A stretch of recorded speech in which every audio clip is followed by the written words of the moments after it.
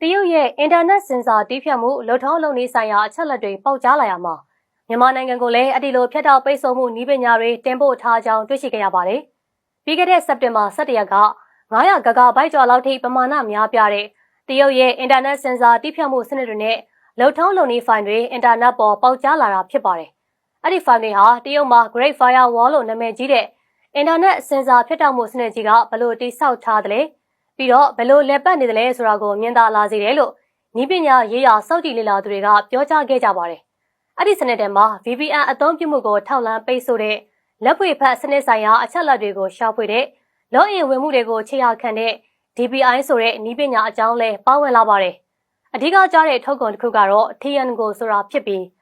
အဲ့ဒါကတော့တရုတ်မှာသုံးနေတဲ့ Great Firewall ရဲ့ပြည်ပကိုတင်ပို့တဲ့ version ဖြစ်ပါတယ်။ပေါက်ကြားလာတဲ့မှတ်တမ်းတွေကတစ်ခုမှာတော့ Tiango ကိုမြန်မာနိုင်ငံမှာလည်းအသုံးပြုနေတယ်ဆိုတာကိုတွေ့ရှိခဲ့ရပါတယ်။အချက်အလက်စင်တာပေါင်း22ခုမှာထည့်သွင်းထားတဲ့အဲ့ဒီစနစ်ဟာအင်တာနက်ချိတ်ဆက်မှုပေါင်း81သန်းကိုတပြိုင်တည်းစောင့်ကြည့်ပြီး